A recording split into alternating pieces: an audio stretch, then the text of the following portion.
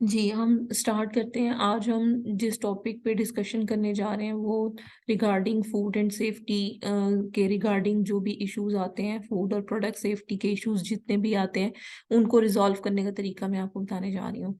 तो देखिए, policy compliance में ये होता है,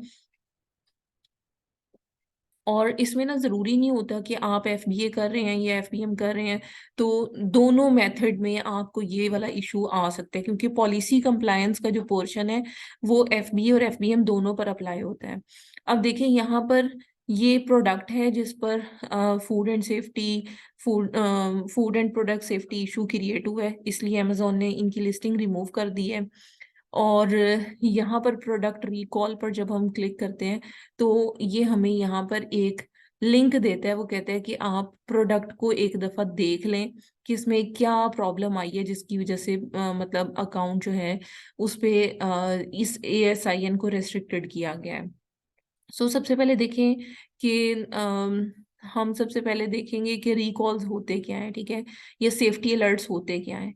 तो बेसिकली ये होता है कि अगर कोई भी प्रोडक्ट है उसमें कोई सेफ्टी अलर्ट आ जाता है या रिकॉल आ जाता है, तो उसका मतलब ये है कि उसका जो सेलिंग का प्रोसेस है वो अमेजोन जो है वो स्टॉप कर देता है और उस प्रोडक्ट को रिमूव कर देता है, क्योंकि हो सकता है कि वो जो गवर्नमेंट एजेंसी या मैन्युफैक्चरर या वेंडर है उसने कोई भी प्रोडक्ट के अंदर इशू देखा हो जिसकी वजह से उसने अमेजोन को गाइड किया और अमेजोन ने फौरी तौर पे रिकॉल लगा दी, उसके ऊपर सेफ्टी अलर्ट लगा दी कि प्रोडक्ट बैन हो गई, ओवरऑल अमेजोन पर बैन हो गई है, ठीक है।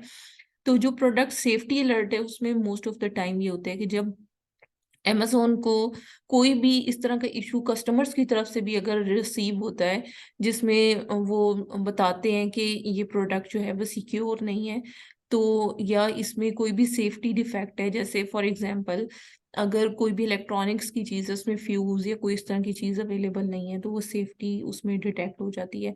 तो वो गवर्नमेंट की तरफ से उन्हें जो है वो रिकॉल आती है और पब्लिक मतलब वो पब्लिश होती है बकायदा, और वहां पर लिखा जाता है कि ये जितनी भी प्रोडक्ट है इसकी सेल जो है वो स्टॉप कर दी जाए। तो पब्लिक रिकॉल्स का मतलब यही है कि गवर्नमेंट की एजेंसीज या मैन्युफैक्चरर या रिटेलर जो भी होते हैं वो पब्लिकली अनाउंस कर देते हैं कि प्रोडक्ट जो है वो अब अलाउ नहीं है सेल आउट करना, ठीक है। और इसमें स्टॉप सेल हो जाती है ऑब्वियसली। कुछ हाई रेगुलेटरी आइटम्स भी होती हैं, जैसे जो किड्स होते हैं उनके फ्लीस की कुछ स्लीप वेयर्स होते हैं, या इस तरह की जो आइटम्स होती हैं वो हाईली रेगुलेटेड आइटम्स हैं जिनका अप्रूवल लेना पड़ता है सीपीएससी के थ्रू, ठीक है। तो उसमें ये होता है कि आप अपने सैंपल्स को भेजते हो टेस्टिंग के लिए, और टेस्ट की बकायदा रिपोर्ट आती है, एसआईसी रिपोर्ट कहते हैं उसको, वो रिपोर्ट आती है। फिर वो रिपोर्ट आप अमेजोन को सबमिट करवाते हो तो ये आपकी जो स्टॉप सेल वाली ऑप्शन है ये खत्म हो जाती है। अब इसमें ना बेसिकली चार तरह की अलग अलग चीजें हैं, एक प्रोडक्ट सेफ्टी है, एक रिकॉल है। रिकॉल का हम कुछ नहीं कर सकते क्योंकि रिकॉल का मतलब ये है कि गवर्नमेंट ने अनाउंस किया कि अब ये फर्दर प्रोडक्ट सेल आउट नहीं होगी, ना हम सेफ्टी अलर्ट्स का कुछ कर सकते हैं। ये जो स्टॉप सेल है ना इसको हम मतलब कर सकते हैं क्योंकि हाई रेगुलेटरी आइटम होती है। हम अपनी आइटम का टेस्ट करवाते हैं, वो टेस्ट की रिपोर्ट यहाँ पर अटैच करते हैं, तो हमारा अकाउंट ऑटोमेटिक ये वाला एएसआईएन जो है वो हमारा एक्टिव हो जाता है, ठीक है। तो ये बेसिकली इसके अंदर चीज है। अब देखो, जब amazon किसी भी प्रोडक्ट की जो मतलब सेफ्टी को डिटेक्ट करता है और उसमें कोई भी प्रॉब्लम जो है वो मतलब डिटेक्ट कर लेता है, तो फौरी तौर पे amazon उस लिस्टिंग अफेक्टेड लिस्टिंग को रिमूव कर देता है और उसमें प्रोडक्ट सेफ्टी अलर्ट आ जाता है विद इन 24 आवर्स। लेकिन ऑब्वियसली न्यू एस इन हम न्यू सेम प्रोडक्ट का लिस्ट कर सकते हैं, हम इवन पेंडिंग ऑर्डर्स को भी शिप नहीं कर सकते। और इसके अलावा जो चीज इम्पोर्टेंट है वो ये है कि हमें सम टाइम ये भी होता है कि मतलब वो जो एएसआईएन्स होते हैं उनको हम बिल्कुल भी मतलब नहीं रीइंस्टेट करवा पाते, लेकिन कुछ एसेंस ऐसे भी होते हैं, जैसे मैंने भी आपको बताया कि अगर हाईली रेगुलेटेड आइटम है तो उसके लिए हमें क्या करना है इसी तरह से आपको मैं बता देती हूँ कि अगर कोई भी एसिन ऐसा है जिस पर कोई भी चारों में से कोई भी आ जाए, चाहे सेफ्टी अलर्ट आ जाए, रिकॉल आ जाए, मार्केट का विड्रॉल आ जाए, कुछ भी आ जाए, तो उसमें हमें मतलब सबसे पहले तो अपनी इन्वेंट्री को रिमूव करना होता है और उसके बाद लेटर ऑफ कंप्लायंस देना होता है। लेटर ऑफ कंप्लायंस में वही टेस्ट रिपोर्ट आती है, SIC की रिपोर्ट होती है, वो आपने अटैच करनी होती है अपने सेलर सेंट्रल अकाउंट में, जो कि मैन्युफैक्चरर की तरफ से भी हो सकती है, इवन गवर्नमेंट की तरफ से हो सकती है, ऑर्गेनाइजेशन की तरफ से हो सकती है। तो फिर आपने एक ब्रीफ स्टेटमेंट देनी होती है कि रिकॉल की रीजन क्यों आई। अच्छा, ये ज्यादातर प्राइवेट लेवल में ये वाले इश्यूज आते हैं जब आप कोई भी प्रोडक्ट ऐसी मैन्युफैक्चर करवाते हो, उसको चाहे FBA कर रहे हो चाहे FBM कर रहे हो, जब वो पकड़ी जाती है, उसमें कोई प्रॉब्लम होती है, तो फिर मतलब ये सारी चीजें हमें फेस करनी पड़ती हैं। तो उसमें हमारा ASIN जो है वो रिमूव हो जाता है, अमेजोन उसे रिमूव कर देता है। तो उसको रीइंस्टेट करवाने के लिए हमें फिर SN नंबर देना पड़ता है अमेजोन को, प्रोडक्ट का टाइटल देना पड़ता है जिसकी इन रीइंस्टेटमेंट को हम रिक्वेस्ट सेंड कर रहे हैं। उसके अलावा एक ऐसी स्टेटमेंट देनी पड़ती है जो कि हमारी फ्यूचर इन्वेंट्री को शो करे कि अब वो जितनी भी रेगुलेटरी स्टैंडर्ड्स हैं उनको कंप्लाई कर रहे हैं हम लोग, और दोबारा से मार्केट विड्रॉल या रिकॉल नहीं आएगा। उसके अलावा एप्लीकेबल सेफ्टी सर्टिफिकेशंस या टेस्टिंग रिपोर्ट अभी मैंने आपको कहा है कि वो हमें सबमिट करवानी पड़ती है। उसके अलावा जो LOC है वो PDF के फॉर्मेट में हमेशा सबमिट होता है।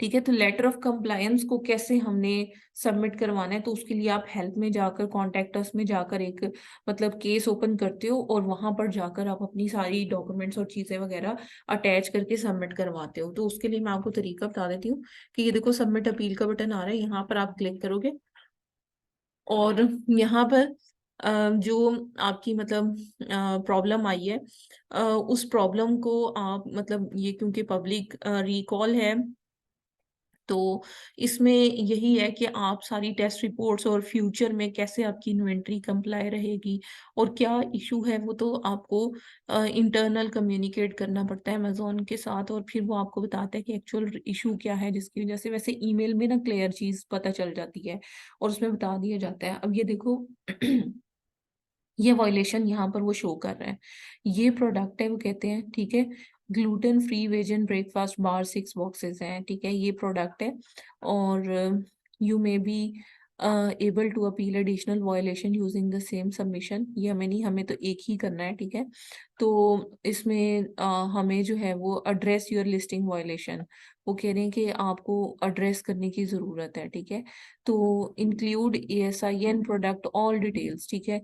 Has your listing been deactivated in error, तो हमारी तो एरर में नहीं हुई, ठीक है, लेकिन फिलहाल इसमें उन्होंने अपलोड करने का बटन जो है वो बंद किया हुआ है क्योंकि ये पुरानी थोड़ी सी है। अब यहाँ पर देखें, वो कहते हैं कि अगर आपने प्लान ऑफ एक्शन और अपील लिखने में आपको कोई प्रॉब्लम आ रही है, तो आप यहाँ पर हमारे मतलब क्लिक करें और आप यहाँ पर गाइडलाइंस ले लें कि कैसे आपने इसकी अपील राइटिंग करनी है। सो रूट काज लिखेंगे और वही बात है कि एक्शंस लिखेंगे और फिर हम बाकी सारी चीज़ों को अटैच कर देंगे इसके साथ। लेकिन अभी यहाँ पर देखें, अटैच करने का ऑप्शन नहीं आ रहा, सबमिशन का बटन नहीं आ रहा यहाँ पर, ठीक है। तो यहाँ पर देखें कुछ भी मतलब क्लिक नहीं हो रहा कहीं पर भी, हालांकि यहाँ पर लिखा है you can add up to, अब आ रहा है, ठीक है। यहाँ पर सिलेक्ट मोर वायलेशन मेरे ख्याल से लोड हो रहा था जिसकी वजह से प्रॉब्लम आ रहा था, ठीक है। अब यहाँ पर ना एक्सप्लेनेशन लिखनी है, फिर यहाँ पर प्रोडक्ट का ASIN और प्रोडक्ट की टाइटल आपने यहाँ पर लिखना है, और जब आप नेक्स्ट पर क्लिक करोगे, अच्छा चलिए यहाँ से ना मैं फिलहाल इसको कॉपी कर लेती हूँ। मल्टीपल वायलेशंस को एक ही टाइम पर एड्रेस किया जा सकता है। मैं अभी बस इसको जस्ट वैसे ही आपको दिखाने के लिए यहाँ पर टाइटल ही लिख रही हूँ, हालांकि आप वहां पर हमें रूट कॉज लिखनी है।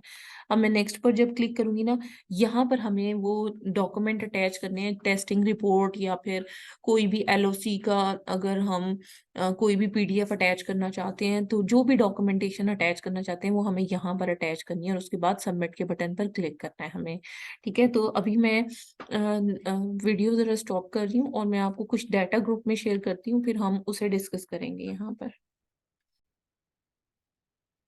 जी, मैंने ना ग्रुप पे आपको एक डॉक्यूमेंट सेंड किया है जिसमें आप देख सकते हो कि एक लिस्टिंग है जिसको अमेजोन ने डीएक्टिवेट किया है, और फिर ये हमने मतलब एक प्रोडक्ट है अपनी और इसको टेस्ट के लिए भेजा।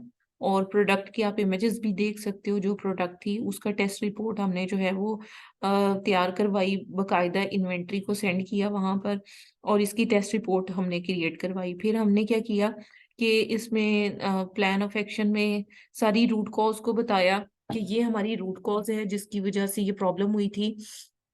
और इसके अलावा हमने बताया कि मतलब इसको फ्यूचर में हम किस तरह से रोक सकते हैं, वो हमने बताया। हालांकि हमारी जो प्रोडक्ट थी वो ऑलरेडी कंप्लाई कर रही थी, तो कोई ऐसा इशू नहीं था इसके अंदर। लेकिन अमेजोन ने, क्योंकि गवर्नमेंट ने रिसेंटली जो है वो ये किया था कि जितनी भी हाई रेगुलेटेड आइटम्स हैं इनको उसने ना मतलब सम टाइम पब्लिक रिकॉल कर दिया, सम टाइम वैसे ही लिस्टिंग को रिमूव कर दिया, स्टॉप सेल कर दिया। तो उसमें ये था कि अमेजोन ये चाह रहा था कि जितने भी सेलर्स हैं वो अपनी टेस्ट रिपोर्ट्स को यहाँ पर सबमिट करवाएं। तो इसको जो है मतलब टेस्ट रिपोर्ट बनवाते हैं हम लोग, और उसकी कुछ फी होती है, वो हमें गवर्नमेंट को पे करनी पड़ती है, और फिर हमारी ये टेस्ट रिपोर्ट हमें लैब रिपोर्ट जो है वो मिलती है। और फिर हमें क्या करना होता है कि उस लैब रिपोर्ट को हमें अटैच करना होता है रूट कॉज और टाइटल और ASIN प्रोडक्ट का। ये चीज़ें हमें अमेजोन को प्रोवाइड करनी पड़ती है। अमेजोन हमारी टेस्ट रिपोर्ट को सी थ्रू करता है और उसके बाद हमारा जो ASIN है वो रीएक्टिवेट हो जाता है। तो इसको हम कहते हैं कि food and product safety issues को इस तरह से रिजॉल्व किया जाता है। तो ये बहुत सिंपल सा मतलब सिनेरियो है। सिर्फ इसमें यह है कि आपको अपनी प्रोडक्ट के हिसाब से इसकी रिपोर्ट जो है, टेस्टिंग रिपोर्ट जो है वो जनरेट करवाने में थोड़ी सी डिफिकल्टी होती है। उसके लिए भी आप ये कर सकते हो कि फाइवर या अपवर्क से आप सर्विसेज को हायर कर सकते हो, और अपनी जो इन्वेंट्री है उसको फिजिकली कुछ पीसीस को सेंड करके तो आप उस पर चेक एंड बैलेंस करवा सकते हो, टेस्टिंग करवा सकते हो। उसकी रिपोर्ट को अटैच करोगे, साथ ही आपके अकाउंट से ये वाली जो पॉलिसी वायलेशन है ये इंस्टेंटली आपकी रिमूव हो जाती है। विद इन जैसे ही आप रिपोर्ट और चीजें सबमिट करवाते हो तो विद इन 24 आवर्स आपका अकाउंट रीएक्टिवेट हो जाता है। जी, अब आपका यहाँ तक अगर कोई भी क्वेश्चन है तो आप पूछ सकते हैं। वैसे एक और एग्जाम्पल भी है मेरे पास, वो भी मैं आपको ग्रुप में शेयर कर दूंगी। वो भी प्रोडक्ट सेफ्टी इशू से ही रिलेटेड है, लेकिन वो प्रोडक्ट जो है वो ड्रग ओरिएंटेड, मतलब अमेजोन ने उसको करार दिया था कि ये प्रोडक्ट का ज़्यादा यूजेज जो है वो ड्रग से रिलेटेड है, और वो अमेजोन के हिसाब से रेस्ट्रिक्टेड है। तो वो थोड़ा रेस्ट्रिक्टेड प्रोडक्ट्स की कैटेगरी में ज़्यादा आता है। तो उसको जब हम रेस्ट्रिक्टेड प्रोडक्ट्स को डिस्कस करेंगे तो फिर इंशाल्लाह मैं आपको बताऊंगी कि इस तरह के इश्यूज को कैसे रिजॉल्व किया जाता है। सो ये प्राइवेट लेबल में ज़्यादातर ये वाला इशू आता है जो आज हमने डिस्कस किया है, कि अगर हमारी फूड या आइटम से रिलेटेड कोई ऐसी प्रोडक्ट है जिसमें कोई हाई रेगुलेटरी, आप यहाँ पर अमेजोन गूगल सर्च भी कर सकते हैं कि हाई रेगुलेटेड आइटम्स अमेजोन के हिसाब से कौन कौन सी हैं, तो वो आपको डिटेल पता चल जाएगी। तो उन आइटम्स के लिए ज्यादातर ये चीज इम्प्लीमेंट होती है। जी, अब अगर आपका कोई भी क्वेश्चन है यू कैन आस्क।